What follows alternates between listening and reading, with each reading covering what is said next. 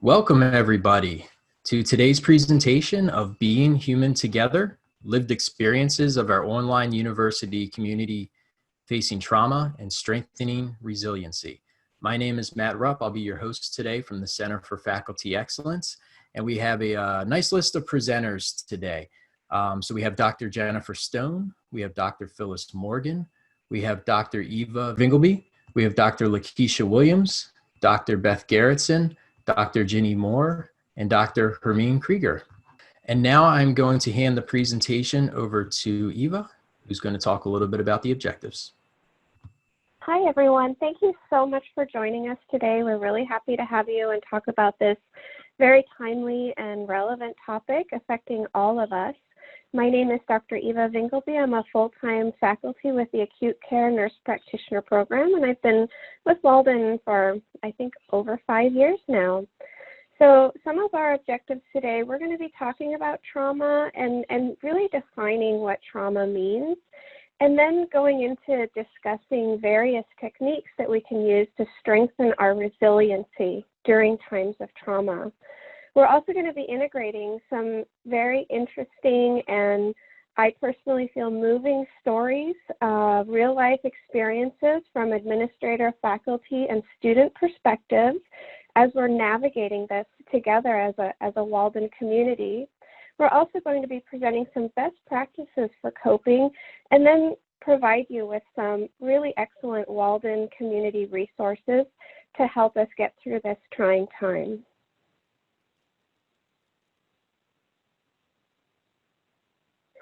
So I want to start by explaining the difference between a pandemic and a trauma. So a pandemic is something that occurs worldwide. It affects all countries and all peoples, and it affects a very large number of individuals. And that's something that we're currently seeing with the COVID-19 outbreak.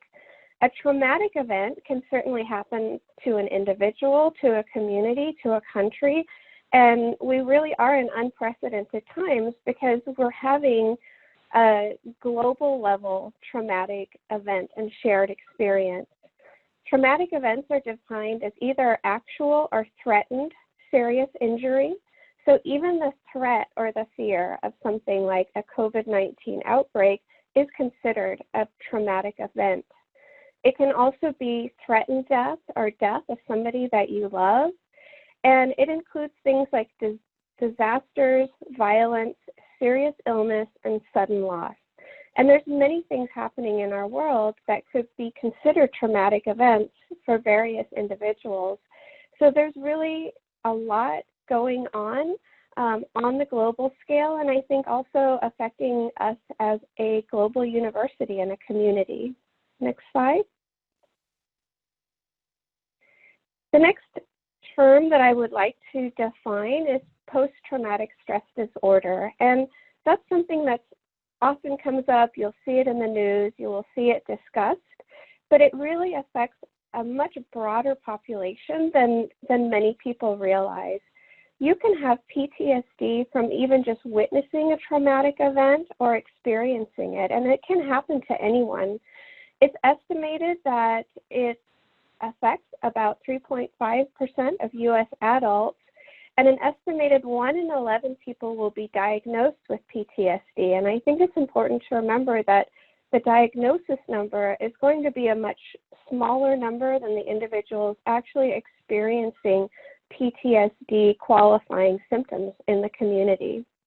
Women are twice as likely as men to have PTSD, which is another point that I don't think we often realize. And PTSD is associated with intense disturbing thoughts and feelings related to the traumatic experience.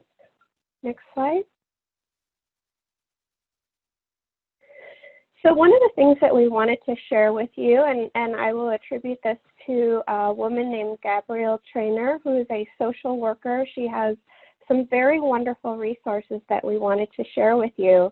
And there's different stages of a pandemic response. And many of you will probably have heard about the stages of response of grief or to death and dying. And there's also stages to responding to an event, such as the one that we're going through right now.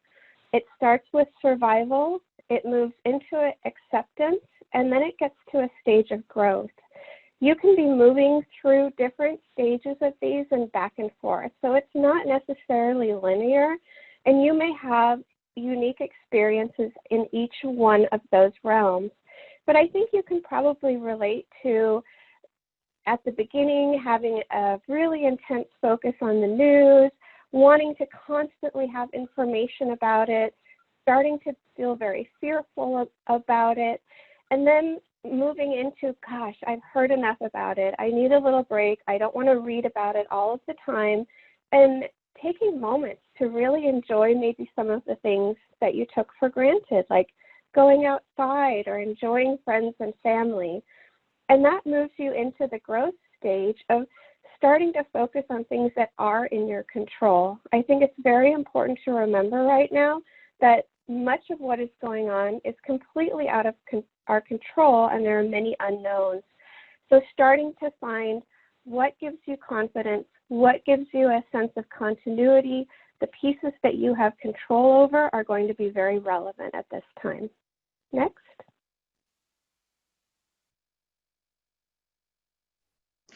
Hi, everyone. Thank you for coming. I'm Dr. Jennifer Stone, and I'm the Practicum Coordinator for the Nurse Practitioner Program. I'm going to talk to you a little bit about the pandemic effects and the theory behind resilience.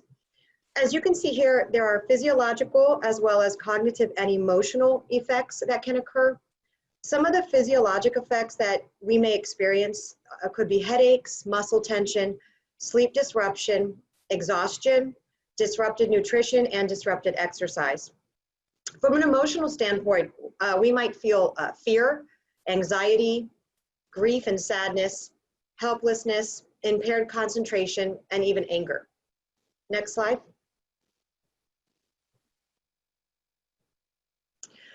So we'll discuss POLK'S theory of resilience. And Laura Polk is a nurse. She developed a middle-range nursing theory known as the theory of resilience in 1997. The theory centers on the idea that the ability to transform disaster into a growth experience and move forward defines the concept of resilience. Polk's aim for the theory of resilience was to identify themes that distinguish and define resilience. She understood that the focus of nursing has shifted increasingly toward health and the importance of individual assessment of the factors influencing health behavior. It was evident that an increased understanding of the mechanism of resilience was necessary if nursing was going to actualize its commitment to health promotion and wellness. Polk identified 4 patterns of resilience: dispositional, which refers to the pattern of physical and ego-related psychosocial attributes that contribute to the manifestation of resilience; relational, which refers to the characteristics of roles and relationships that influence resilience, and they can be both intrinsic, meaning very close relationships, and then extrinsic, which could be community support and community impact.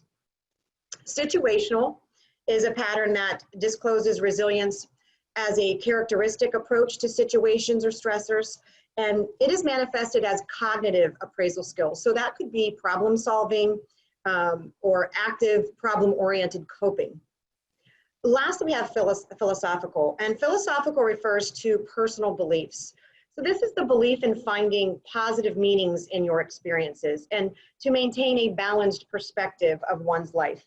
And Polk feels that problem solving is really essential to survival. Next. So let's look at building resilience and what is resilience. Resilience is the process of adapting well in the face of adversity, trauma, tragedy, threats, or significant sources of stress.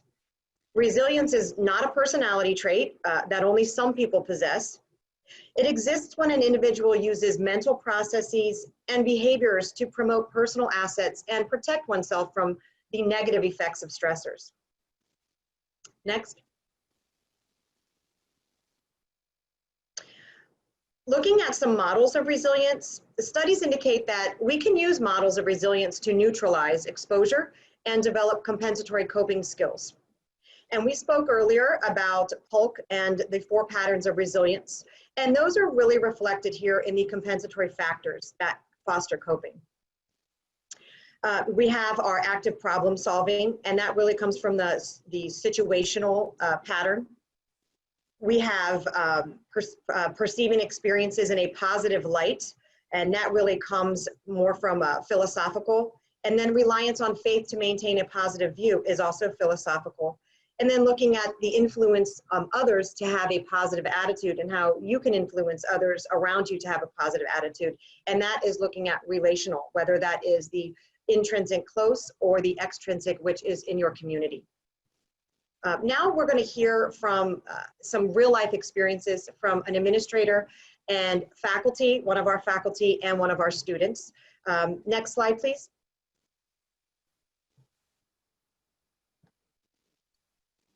Hi, I am Dr. Lakeisha Williams, Academic Program Coordinator for the Adult Gerontology Primary Care Nurse Practitioner Program for Walden University. I'd like to share with you my lived experience during this COVID-19 pandemic. Daily and routinely, we as academic faculty strive to maintain a balance between home life and student needs. The COVID-19 pandemic required that we as faculty and administration make abrupt changes and swift transitions in order to meet the needs of our students as well as our faculty. Walden kept us informed and tried to prepare us and made sure we were equipped with whatever we needed for student success. However, there was not enough preparation that could ever be had for the tragic situations to come in which faculty such as myself would have to endure. During this transitional time and unwanted pandemic, students had various issues and occurrences in which faculty had to be flexible and available. In the midst of all of that, my personal life experience was exposure to patients with COVID, in which I had to be quarantined, loss of a niece to COVID, and as of last week, an additional loss of an uncle to COVID as well.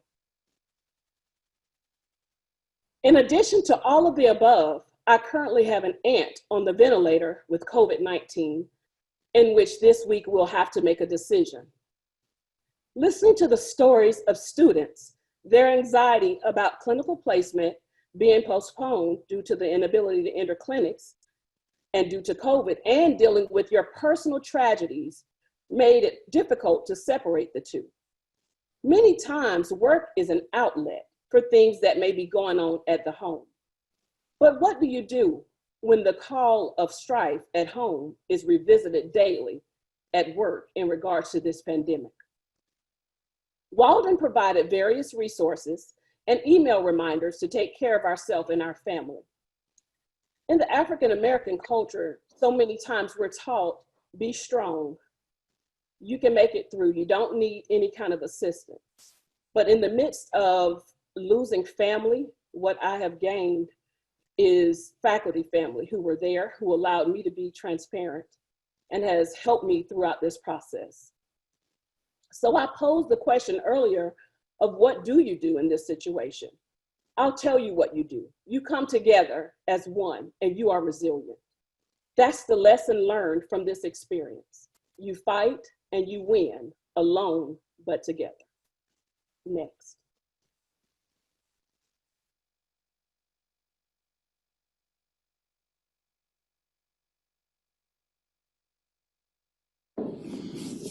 Hi everyone, my name is Donna Fowler and I'm a contributing faculty member of Walden's MP program. I'm going to share with you how COVID impacted recent hospitalization and trauma for me and how technology was employed to make it a little less isolating and to keep everyone informed. I had a horseback riding accident in the middle of the woods and that resulted in me being packed out to an ambulance and from an ambulance transported to a local hospital and from the local hospital sent on to a trauma center.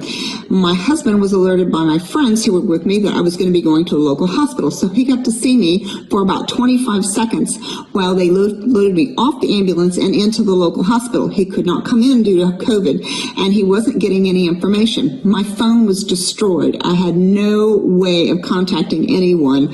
So he was dependent on just the kindness of the hospital staff to say, who knew me and said, hey, they're sending her to this urgent or trauma center, and you'll get contacted from there.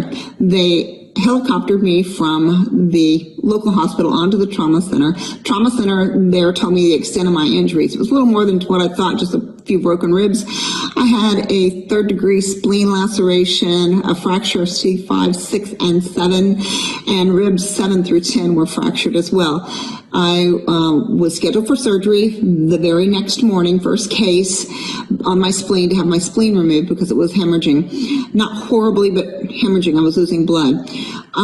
I can tell you that God was with me that day, because I spent 3 days in the ICU with a conservative surgeon who said, let's wait, let's see if it will stop bleeding and we won't have to take it out. Whoever saw a surgeon who didn't want to cut? I met one, good guy. The cervical spine fractures fractured in exactly the right spot. They relieved the cord pressure, and that was one of the concerns. That's why I was rushed out of the local hospital, was because they saw the cord swelling and they were afraid I'd had some paralysis or impairment. Got none. So the fractures were non-dislocated, so the cervical neurosurgeon just said, let's put you in a C-collar for 8 weeks, and they did. So how technology came to the rescue was, by day 2, my husband was able to get me a phone, a new phone, so I had contact. My daughter, who lived in a different city, came down and she was able to FaceTime, made her feel much better. No, neither of them knew the extent of the injuries until I told them, so it was kind of a good thing that they were able to see me and I was talking and breathing and everything. Technology also came into play in that by day 4, I had my laptop with me and I'd been in contact with my coordinator, and I was able to finish grading some items that needed to be graded and communicate with my students. As you can see, this ended very well. Could have been horrible. I have no residual. I am fine. If it hadn't been for having some technology in place, I probably would have been very depressed, being isolated from my family. The only people I saw during my hospitalization were the nurses, the physicians, the support staff, the dietary, and lots of people in radiology. I probably have a very distinct glow right about now. But that's how COVID impacted me. Bye.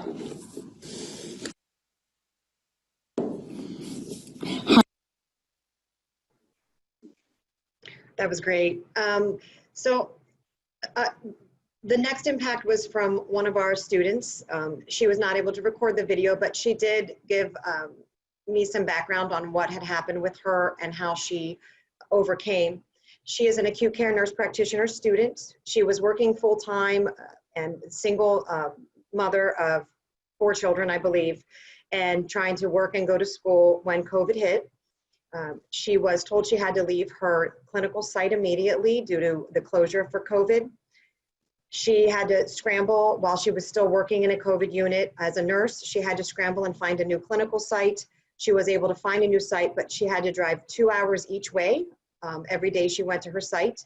And she knew she had to be resilient and overcome if she wanted to meet her goals. And she kept saying to me, she was in contact with me consistently throughout this process, and she kept saying to me, I will not give up. I'm not going to give up. I am a resilient person, and I will do this for my family, and I'm going to do this for the community. And there would be nothing better than for me to graduate as an acute care NP and take care of these patients during times of pandemic. So she wanted me to share that with all of you. Next slide. So let's look at building some strategies and how we can build strategies and be resilient. You want to build your connections. And these are really a lot in line with POLK'S 4 patterns that we discussed earlier. So you want to build connections, prioritize your relationships. This could be also to join a community group, a community support group. Dr. Williams did talk about how she lost some family members, but gained some family faculty. So, you know, really going out there in the community and joining groups and being a part of the community. Fostering wellness. It's very important to take care of your body. We don't just have psychological stress, but our body can go under physiological stress during times like this. Practice mindfulness. It's really good to do some meditation every morning, some yoga practices, and just really being mindful about your surroundings. and avoiding negative outlets, really trying to avoid these days, a lot of the negativity that's going on, and really trying to just avoid those situations and being more positive. And then finding a purpose. So helping others, being proactive, moving towards your goals, just as we heard from our acute care nurse practitioner student, and looking for opportunities for self-discovery. Next slide. It's also important to embrace healthy thoughts, keeping things in perspective. And Dr. Hingleby really talked to that when she was talking about the pandemic response and the stages, and really accepting change and knowing that things might not ever be the same, but being resilient to that change and accepting it, maintaining a hopeful outlook, things will get better, and learning from your past. It's also important to seek help. Getting help when you need it is crucial in building resilience. You cannot do this alone. And it's important to be able to reach out to somebody, whether it's a friend, a family member, or your university support, which we do have here at Walden, great employee resources. And Dr. Morgan is going to talk to you about those.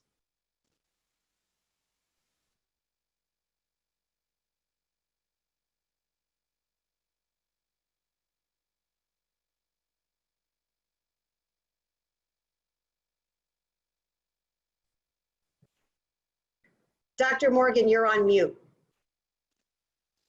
Okay. Hi, sorry. Hi, I am Dr. Phyllis Morgan. I'm senior core faculty and one of the family nurse practitioner specialty coordinators. When we examine the POLK'S resilience model, a part of that model addresses supportive networks and systems that are critical. That's a critical part of helping individuals, families, and communities to cope with traumatic life experiences. There are many resources available at Walden to support faculty, staff, students, and administrators. Some are internal and some are external resources. So I'm going to talk about just a few of them. It's not that I work in these departments per se, but there were several emails that went out and that continue to go out to share information with faculty on how to deal with the pandemic and how to deal with stress and anxiety related to the pandemic. So the first one is your own resiliency. And so as Dr. Stone said, that some people say that there may be people with innate qualities in terms of resiliency, like there may be people more resilient than others, but we all have that innate capability to be resilient. Your life experiences, they shape who we are and the things that we go through, and we can often draw upon those experiences. If I made it through that, then I can make it through this. Your colleagues may be a support system and sounding board to help with coping and resiliency. I think about when, that song, Lean on Me. And I just remember the moment when Dr. Lakeisha shared with us about her loss of her loved ones, and then the loss of her uncle, and then, the loss of her niece, and then, a aunt that's on a ventilator.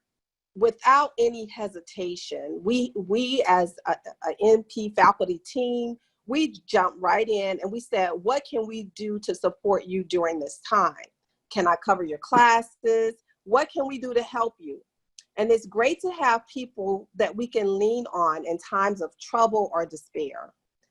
Also, you have to look within your department or college for resources that are provided. For example, in the nurse practitioner program, we have the Nurse Field Training Office to help support and guide students to secure clinical sites, especially if the student has to leave the clinical site because the office no longer accepts students because of COVID-19. So we had NP students who, they come to graduate. All of our students at Walden, they come to graduate, and nurse practitioners are needed more than ever. So they feel that pressure. I need to graduate and I need to make a difference in my profession. So it can be a traumatic experience. And so what this example of our nurse field training office really is a resource for our students to help them stay on track. Our student success, academic advising, all of those resources are there to help our students and also to help guide faculty in terms of how to help our students stay on track because of this pandemic. There is the Employee Assistance Program that can help with connecting people to resources such as mental health services. Another resource that Dr. Stone just mentioned was there's mindfulness, webinars, yoga, meditation, breathing, stress and coping. I mean, I've taken the time, and I know that colleagues of mine have taken the time to participate in these webinars. And it may last 15 minutes or 30 minutes, but then it can help push you forward and give you that resiliency that you need to continue working and moving forward and being productive and staying positive. There's always our HR department that can offer a wealth of resources to cope with traumatic life experiences. Also, there's the Healthiest You by Teladoc. You can speak with a doctor in the comfort of your own home and receive medical advice and or services that you need. I have utilized this service and it is amazing. I woke up and I had a neck strain that just would not go away. And I was like, what is going on? And I was having a hard time on my laptop, along with dealing with, a heavy workload. So I just called the doctor. And as a nurse practitioner, I know what's wrong with me. I know what's going on. He was like, you just need some steroids and that'll knock it right out. And it did. So I took the time and it just made a difference. I didn't have to take off work, schedule a day off. And within 8 hours, I was feeling better. So accessible resources. That's what I say that we have at Walden University. That's what we say as a team that's presenting here today, that there are models that help guide us through how to help our colleagues, our friends, our faculty, our students. We need to look at those models and determine what's the best way to serve each other and our customers. Thank you. Thank you very much for sharing that information. It looks like we're actually at the end of our presentation here. So if you do have any questions and you want to reach out to the presenters, here's their contact information here. This is a CEU eligible presentation for nursing. So there's some information here about that. And if you access those slides in the app, you should be able to get the link to kind of claim those hours there. I believe it's good, I think, for maybe a half hour for this one. I can't remember exactly. But again, big thank you to our presenters, big thank you to Raven, our captioner, and big thank you to all the participants in today's session. Hope you enjoy your rest of your day and a great rest of NFM.